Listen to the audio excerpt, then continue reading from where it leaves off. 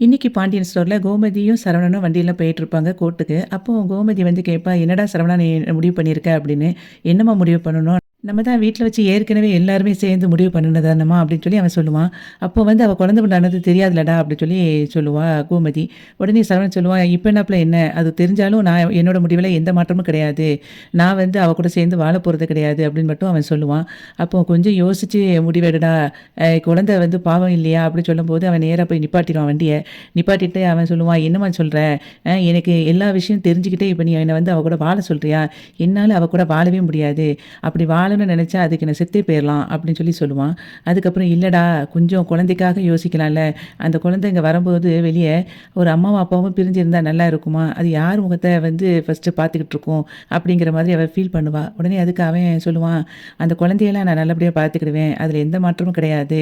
அப்படின்னு சொல்லும்போது, "நீ என்ன வந்து இப்படிலாம் அவ கூட வாழணும்னு சொல்லாதம்மா. எனக்கு அவள பார்த்தாலே அவ வந்து என்னைய ஏமாத்துனது, அதுக்கப்புறம் வந்து உங்களலாம் கோர்ட்ல வந்து நிப்பாட்டினது, இதுதான் எனக்கு என் கண் முன்னால நிக்குது. அப்படி இருக்கும்போது அவ கூடலாம் என்னால சந்தோஷமா என்னால வாழவே முடியாது. அது எனக்கு கண் முன்னால வந்துக்கிட்டே இருக்குது." அப்படின்னு சொல்லி அவன் சொல்லுவான். உடனே அதுக்கு அவ சொல்லுவா, "நான் இப்ப வந்து உடனேலாம் முடிவெடுக்க சொல்லலடா. கொஞ்சம் தள்ளி போடு அப்படின்னு சொல்லி சொல்றேன்." அப்படின்னோனே, "என்னைய தயவு செய்து எதுவுமே ஃபோர்ஸ் பண்ணாத. என்னைய நீ பார்க்க தானே இப்ப செய்ற. நான் வந்து முன்னாடி இருந்த சரவணன் மாரியா இருக்கேன். என்ன அந்த அளவுக்கு மாத்திட்டா. நான் பழைய சரவணனா வரணும்னா, நான் அவ கூட சேர்ந்து வாழவே முடியாது. நான் பழையபடி சரவணனா மாறணும் அப்டின்னேன்னா, அவ கூட சேர்ந்து வாழ்ந்தா அது நடக்கவே நடக்காதும்மா." அப்டின்னு சொல்லி சொல்லுவான். கோமதி உடனே ஃபீல் பண்ணி அழ ஆரம்பிச்சுருவா. அப்போ அவன் வந்து சொல்லுவான், "ஏம்மா இப்போ உன் அழுகைய நான் பார்த்தேனா, நான் காலத்துக்கும் அழுதுகிட்டு இருக்கணும். தயவு செய்து அழாத. நீங்க இப்ப அழுகுறதுனாலயும் என் முடிவ என்னால மாத்த முடியாதும்மா. தயவு செய்து வாங்க, கிளம்புவோம்." அப்டின்னு சொல்லிட்டு அவன் வண்டியில வச்சுட்டு கோர்ட்டுக்கு கூட்டிட்டு போயிருவான். மயிலு வீட்ல மயிலு அம்மா வந்து கிளம்பிக்கிட்டு இருப்பா. அப்போ மயிலுகிட்ட சொல்லுவா, "உனக்கு நல்ல ஞாபகத்துல வச்சுக்கோ. இனிமே வந்து நீ அவர் கூட சேர்ந்து வாழ்றதுக்கு மட்டும் முயற்சி பண்ணு. நீ உன்னைய விட்டுட்டு அவன் வேற ஒரு பொண்ண கல்யாணம் முடிக்கணும்னு ஐடியா பண்ணிக்கிட்டு இருக்கான். அத மட்டும் நடக்க விட்டுறாத. நான் சொன்னத அப்படியே போய் பேசு. உன் வாழ்க்கைய காப்பாத்திக்கோ." அப்படின்னு சொல்லி சொல்லுவா. அதுக்கப்புறம் பிறகு உன்னையும் பார்க்கறது காணாதுன்னு உன் குழந்தையெல்லாம் எங்களால பார்த்துக்கிட்டு இருக்க முடியாது அப்படின்னு அவங்க அம்மா சொல்லிக்கிட்டு இருப்பா. உடனே இவ அப்படியே அமைதியா இருப்பா. அதுக்கப்புறம் 2 பேருமே கோர்ட்டுக்கு அங்க போய் வெளிய நிப்பாங்க.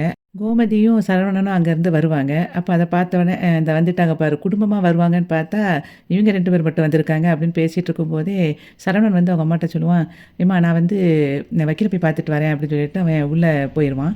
அப்ப இவன் நின்னுட்டு இப்படி பார்த்துட்டே இருக்கும்போது, இவங்க 2 பேரையும் பார்த்துருவா. மயிலு அம்மா வந்து அவகிட்ட சொல்லுவா, "இங்க பாரு அந்த அம்மாகிட்டலாம் பேசாத. அதுகிட்ட பேசினீன்னா, உன் மைண்டையே மாத்தி விட்டுரும். அதுக்கப்புறம் நீ எடுக்க வேண்டிய முடிவே எடுக்க முடியாம போயிரும். அதனால பேச்செல்லாம் செய்யாத." அப்படின்னு சொல்லிட்டு, "நான் போய் வக்கீல பார்த்துட்டு வரேன்னு" அவளும் உள்ள போயிருவா. அதுக்கப்புறம் கோமதி வந்து மயிலுகிட்ட கேட்பா, "எப்படி இருக்கம்மா?" அப்படின்னு சொல்லி கேட்பா. "நல்லா இருக்கேன்." அப்படின்னு சொல்லிட்டுருப்பா. அதுக்கப்புறம் "மாத்திரையெல்லாம் சாப்பிட்றியா?" அப்படின்னு சொல்லிட்டு கேட்பா. ஆ அதுக்கும் அவ வந்து தலைய மட்டும் ஆட்டுவா. அப்படியே ஆட்டிட்டே இருக்கும்போதே அப்படியே சோகமா மயில வந்து பார்த்துட்டுருப்பா கோமதி. அதுக்கப்புறம் அங்க உள்ள போய் சரவணன் போயிட்டுருக்கிற நேரத்தில, எய்த்தாப்புல மயிலோட அம்மா இவ பார்த்துருவான். பார்த்த உடனே அவங்க அம்மா இவன பார்த்துட்டு அப்படியே நக்கலா சிரிப்பா. சிரிச்ச உடனே இவன் கேட்பான், "இப்ப எதுக்கு என்னைய பார்த்து இப்படி சிரிக்கிறீங்க?" அப்படின்னு சொல்லி கேட்பான் சரவணன். அதுக்கு அவ சொல்லுவா, கடவுள் இருக்கான். அதெல்லாம் சும்மா விட்டுற மாட்டான்." அப்படின்னு சொல்லி சொல்லுவா. உடனே அதுக்கு "எதுக்கு?" அப்படின்னு சொல்லி இவன் கேட்பான். "என் பொண்ண கை கழுவிட்டு நீ வேற ஒரு பொண்ணு கூட கல்யாணத்த முடிச்சுட்டு சுத்தலாம்னு நெனச்சில்ல, அது நடக்காதுல்ல இப்போ." அப்படின்னு சொல்லும்போது, "ஏன் அப்படின்னா, இப்ப என் மக தான் குழந்தை உண்டாயிட்டால்ல, அதனால இப்போ உங்க வீட்ல உள்ளவங்க எல்லாரும் சேர்ந்து இப்ப வந்தாச்சு. உங்க அம்மாவும், உன் தம்பி பொண்டாட்டி எல்லாரும் வந்து வீட்ல வந்து பார்த்துட்டு போயிட்டாங்க. அதே மாதிரி நீயும் ஒரு நாள் வருவ." அப்படின்னு சொல்லி சொல்லுவா. அதுக்கு அவன் சொல்லுவான், "உன் பொண்ணு குழந்தை உண்டாயிருக்கா?" அப்படின்னோனே, குழந்தைய காரணம் காட்டி, "நான் வந்து உன் பொண்ணு கூட சேர்ந்து வாழ்வேன்னு மட்டும் கனவுலயும் நெனைக்காதீங்க. உங்க குடும்பத்து கூட கண்டிப்பா நான் சேரவே மாட்டேன். எனக்கு வந்து என்னைக்குமே நான் உங்க குடும்பத்துக்கு வரவே மாட்டேன். அப்படி அப்படி வர வேண்டிய சிச்சுவேஷன் வந்துச்சுன்னா, நான் செத்து வேணாலும் போவேனே ஒழிய, அது நடக்கவே நடக்காது." அப்படின்னு சொன்ன உடனே இவ அப்படியே ஷாக் ஆயி நிப்பா. அவன் சரவணன் வந்து அப்படியே கிளம்பி போயிருவான். அதுக்கப்புறம் கோர்ட்ல ஜட்ஜ் முன்னாடி இவங்க 2 பேரும் நிப்பாங்க. நிக்கும்போது வக்கீல்ட்ட வந்து ஜட்ஜி கேட்பாங்க, என்ன இவங்களுக்கு கவுன்சிலிங்லாம் முடிஞ்சிருச்சா?" அப்படின்னு சொல்லி கேட்பாங்க. "கவுன்சிலிங்லாம் முடிஞ்சிருச்சு மேடம்" சொல்லுவாங்க. அப்புறம் வந்துட்டு சரவணன பார்த்துட்டு, "என்ன நெனச்சிருக்கீங்க?" அப்படின்னு சொல்லி ஃபர்ஸ்ட்டு கேட்பா. அதுக்கப்புறம் அவன் அப்படியே பதில் சொல்ல வரதுக்குள்ள சரவணன கிட்ட கேட்காம மயில பார்த்து கேட்பா, "நீ என்னம்மா நெனச்சிருக்க?" அப்படின்னு சொல்லி கேட்பாங்க. அப்போ உடனே அவ சொல்லுவா, "எனக்கு விவாகரத்து குடுத்துருங்க மேடம்" அப்படின்னு சொல்லி சொல்லுவா. "என்னம்மா சொல்ற? நீ தானம்மா சேர்ந்து வாழணும்னு முதல்ல சொன்ன" அப்படி சொல்லும்போது, "அது அப்ப சொன்னேன் மேடம். ஆனா இப்ப எனக்கு வேண்டாம்" அப்படி சொன்ன உடனே அவங்க அம்மா வந்து கத்த ஆரம்பிச்சுருவா. "ஏன்டி இப்படி சொல்ற? வயித்துல பிள்ளைய வச்சுக்கிட்டு நீ பேசுற பேச்சாடி?" அப்படின்னு சொல்லி கத்த ஆரம்பிச்ச உடனே வக்கீல் வந்து சொல்லுவாரு, இவங்கள இங்க வைக்காதீங்க. அவங்கள வெளிய கூட்டிட்டு போங்கன்னோனே, அவங்கள வந்து ஒரு வக்கீல் வந்து வெளிய கூட்டிட்டு போயிருவாங்க, மயிலோட அம்மாவ. அப்ப அவங்க அம்மா அங்கேயும் வச்சு சொல்லுவா, "என் பிள்ளைய பாருங்க, தேவையில்லாம ஏதோ ஒரு முடிவு எடுக்கிறா. அவ வந்து வயித்துல பிள்ளைய சுமந்துட்டு இந்த மாதிரி கஷ்டப்படுறதுக்கா, பிள்ளைய எப்படி தனியாக வளர்க்க முடியும்னு அவங்க அம்மா அந்த வக்கீல்கிட்ட புலம்பிட்டு இருப்பா. அப்போ வந்து அவங்க சொல்லுவாங்க, நீங்கள் இப்படிலாம் பேசக்கூடாதும்மா கத்தி அப்படின்னு சொல்லிட்டு அங்கே அவங்க அம்மாவை சமாதானப்படுத்திட்டு இருப்பாங்க அந்த வக்கீல். அப்போ உள்ளே வந்து அவள் சொல்லுவா, மயிலே நான் வந்து நிறைய தப்பு பண்ணிட்டேன், இவங்க எனக்கு என் மேலே நிறைய கம்ப்ளைண்ட் பண்ணியிருக்காங்க, அதெல்லாம் உண்மைதான். என் புகுந்த வீட்டில் வந்து நான் நிறைய தப்பு பண்ணிட்டேன். நான் வந்து வயசு, அதுக்கப்புறம் என்னோட படிப்பு எல்லாமே நான் வந்து பொய் தான் சொன்னேன். அது மாதிரி நகை விஷயத்துலையும் பொய் தான் சொல்லியிருக்கேன். எங்க வீட்ல உள்ளவங்க எல்லாம் ரொம்ப பொய் சொல்லி தான் அவங்களுக்கு கல்யாணத்த முடிச்சு வச்சுட்டாங்க. அதெல்லாம் தெரிஞ்ச உடனே எங்க புகுந்த வீட்லயுமே எல்லாருமே என்னைய சொல்லி வீட்ல கொண்டு அன்பா தான் விட்டாங்க.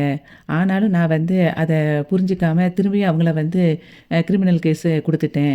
இனிமே வந்து அப்படி இருக்கும்போது அவங்கள என்னை ஏத்துக்கோங்க சொல்றது நியாயமே இல்ல.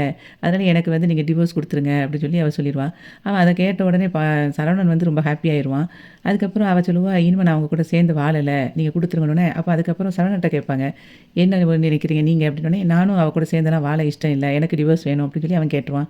உடனே கோமதி சொல்லுவா, "ஏன்டா சரவணா இப்படி பேசுற?" அப்படி சொல்லும்போதும், "எனக்கு டிவோர்ஸ் வேணும் மேடம்." அப்படின்னு சொல்லி அவன் கேட்டுருவான்.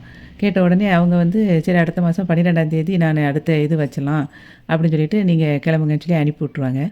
வீட்ல கோமதி அப்படியே ஓரமா உட்காந்துட்டு அப்படியே யோசிச்சுக்கிட்டு இருப்பா. சரவணன் வந்து மயில் அங்க பேசினது அப்படியே நினைப்பான். அதுக்கப்புறம் அ இவளுக்கு அஞ்சலிக்கு இவன் குடுத்த வாக்கையும் யோசிச்சு பார்த்துட்ருப்பான். அந்த நேரத்தில அங்கேருந்து பாண்டியன் வருவான். பாண்டியன பார்த்த உடனே சொல்லுவான், என்னப்பா அம்மா உங்களுக்கு கோர்ட்ல நடந்ததெல்லாம் சொல்லிட்டாங்களா? பார்த்தீங்களா? நீங்க வந்து என்ன சொன்னீங்க? அவ கூட சேர்ந்து வாழ்றதுக்கு நீ சொல்லு. டிவோர்ஸ்லாம் வேண்டான்னு சொன்னீங்க. உங்க பேச்ச கேட்டு இப்ப நான் சொல்லியிருந்தா, அவளே இப்ப வந்து என் கூட வாழலைன்னு சொல்லிட்டா. நான் வந்து அப்ப இன்சல்ட்டா தான் ஆயிருப்பேன். நல்ல வேளை அதெல்லாம் பண்ணல. அவ வந்து இப்ப பாருங்க, அவங்க அம்மா என்கிட்ட பார்த்துட்டு என்னைய அந்த பேச்சு பேசுனாங்க. ஆனா இவ கோர்ட்ல வந்து ரொம்ப நல்லவ மாரி நடிக்கிறா. அத்தனையும் நடிப்புப்பா அப்படின்னு சொல்லி சொல்லுவான். சொல்லிட்டு கடையில யாருப்பா இருக்கான்னோனே, அவன் பழனி இருக்கான் அப்படின்னோனே, மாமா அவங்க கடைக்கு போகலையா? அப்படின்னு சொல்லி கேட்பான்.